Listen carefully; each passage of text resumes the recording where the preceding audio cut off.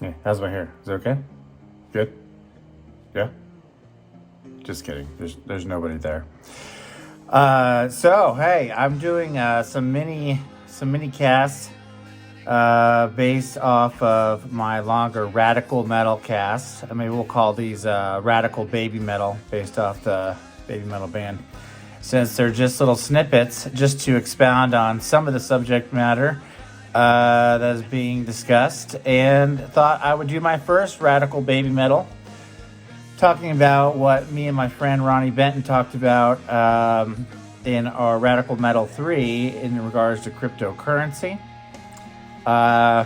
From maybe dumb-dumb to dumb-dumb. I certainly am not an expert on this, and I should make a disclaimer that I'm certainly not a financial advisor.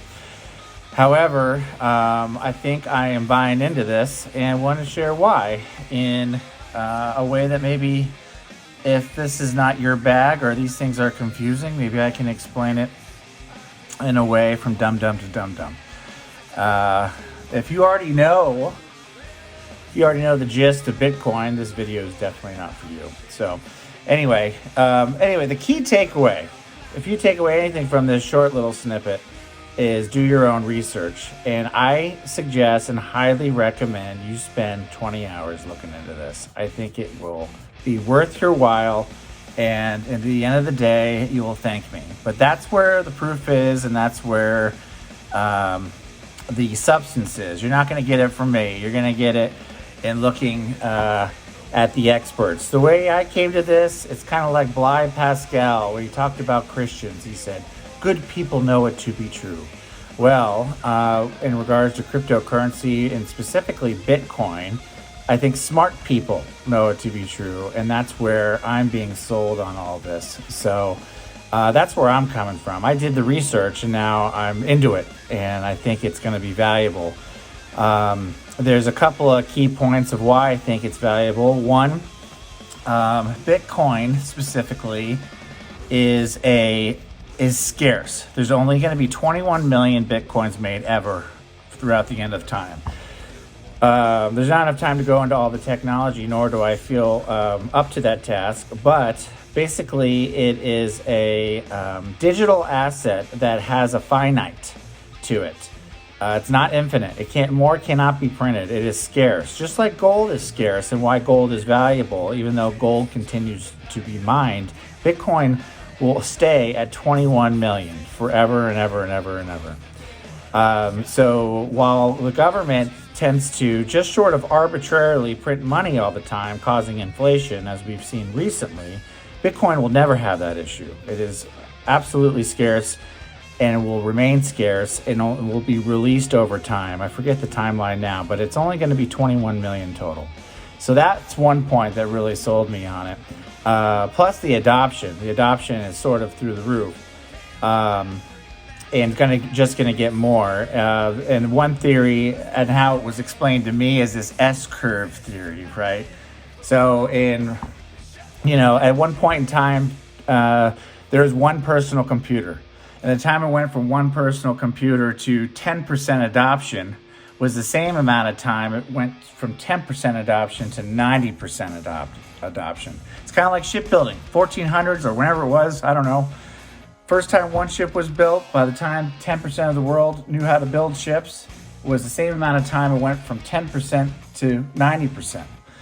The internet, by the time it was known to the time it had 10% adoption, was the same amount of time that it took to go from 10% to 90% adoption. So in this case, Bitcoin was generated in 2009. So in 2019, we had 10% adoption. So it is based on that S-curve analysis. In 2029, they anticipate it will be 90% adoption. Just like the personal computer happened, just like the internet happened, just like shipbuilding happened, just like the automobile industry happened. All reflect that same formula, the S-curve. Now, how you invest. So people invest in different ways, but the one way to keep it safe and keep it relatively risk-free is what's called dollar cost average. People put in, what is the amount of money that you can risk investing? Because it still is a risk. All investing is still a risk. But what amount are you comfortable with in purchasing Bitcoin every month? And just stick to that. And the price is going to go up and down, still going to go up and down, though recently I think it has been staying pretty steady at 40,000 a Bitcoin. Just invest the amount you're comfortable with. And the idea is, if you invest the same amount every month, what you're comfortable with, then yeah, you'll hit it sometimes when it's high and you'll hit it sometimes when it's low, but you'll minimize the risk overall. So that's my down and dirty on Bitcoin. I probably should touch on risk right now, at least according to the experts, and that's who I rely on. I just look at smart people. What are they saying? But there really doesn't seem to be a downside besides a potential black swan event. Black swan event meaning, an unknown. Aliens come and wipe out our internet. Even the war in Ukraine Bitcoin has weathered this. It's stayed at 40,000 during this whole time, going down, dropping a little bit, going up a little bit, but staying around that 40,000 price. Even if you wipe out all the internet in the United States, if there's internet somewhere, it's still sustainable. So, minus a black swan event or total catastrophe where you may argue you're screwed anyway, and the last thing you're worried about is finances. This seems to be really a lot of parameters are in place to where it's not risk-free, but it does seem to be a solid investment, and why I'm so interested. But again, let me touch on the main key takeaway here is to do your own research. Go down the rabbit hole, man. Go check it out. There's plenty of YouTube videos with folks with lots of credentials that talk about this, or just go to any trusted source of media, and I bet you'll find compelling evidence of why it's a good idea to start investing in Bitcoin. And that's my spiel. All right, have a great day. We'll talk soon. Bye.